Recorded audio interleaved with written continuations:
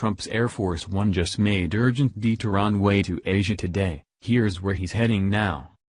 President Donald Trump just departed on what's planned to be his longest overseas trip as Commander-in-Chief, as he was set to tour 5 countries over the next 11 days in Asia. Not long after Air Force One took off, the crew made an urgent detour en route to the Orient. Where the president is suddenly heading now is sure to make liberals' heads explode who were already critical of his trip, accusing him of leaving his troubles behind, when in fact he's facing them head-on. Trump's Asia trip has been planned for months and is an important part of his presidency. He's going there to take care of matters crucial to America, including addressing the persistent issue festering in North Korea, in which he's set to show up at Kim Jong-un's doorstep and force him to stand down in his nuclear efforts of creating a crisis. He's not forgetting the issues in the homeland that the left is claiming he's running from, as there are always problems they create and bigger issues that need his attention. It's for this reason that they aren't going to be too happy when they find out where the leader of the greatest nation in the world is headed and what he plans to do regardless of what liberals have to say about it. The original trip was planned to be just 10 days, but Trump decided to tack on an extra day to swing by the Philippines. Liberals are essentially laughing at this, claiming that he's incapable of coming back to the U.S. with any success accomplished in this region. However, that couldn't be further from the truth, as he proved when he returned from the Middle East, having accomplished more in a few days there than Barack Obama did in 2 terms. However, he could also be heading for a surprise meetup with Russia's Vladimir Putin, which will surely send liberals' ongoing collusion controversy into overdrive.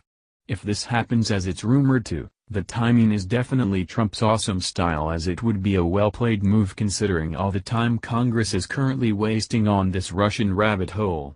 Also, before he even makes it overseas, he's stopping in Hawaii for a briefing on U.S. military forces in the Pacific and a visit to Pearl Harbor. The Daily Mail reports. Beset by challenges at home, President Donald Trump on Friday embarks on the longest trip to Asia by an American president in more than a quarter century, looking for help to pressure to stand down from a nuclear crisis. Trump's tour of Japan, South Korea, China, Vietnam and the Philippines from Friday to November 14 will take him out of Washington, as is preoccupied with several issues. These include an intensifying federal investigation into Russian meddling in last year's election, New York's recovery from an attack that killed 8 people, and debate over a tax cut plan that, if approved by Congress, would be his first major legislative victory. Of the meeting with Putin, the Daily Mail explains. Trump may meet Putin at the APEC summit, the Kremlin said on Friday, saying talks were underway about setting up such an encounter.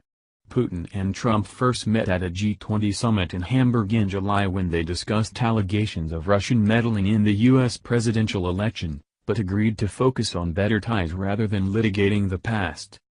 Relations between Moscow and Washington have soured further since, however. Trump in August grudgingly signed off on new sanctions against Russia, a move Moscow said ended hopes for better ties. Putin, dismayed by the sanctions, ordered Washington to more than halve its embassy and consular staff in Russia. But when asked if Putin and Trump might meet at the summit taking place next week in Vietnam, Kremlin spokesman Dmitry Peskov said Moscow did not rule out such a meeting. The meeting, is indeed being discussed, Peskov told reporters on a conference call. It's hard to overestimate the importance and significance for all international matters of any contact between the presidents of Russia and the United States, said Peskov.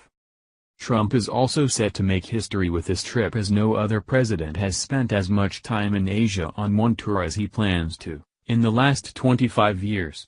The last time a U.S. president was in Asia for so long was in late 1991 and early 1992. When President George H.W. Bush became ill at a Japanese state dinner, Mail Online pointed out. Trump's extended absence has alarmed some allies who, after seeing a healthcare reform bid fizzle, worry the tax effort could suffer without him at close hands to keep momentum going.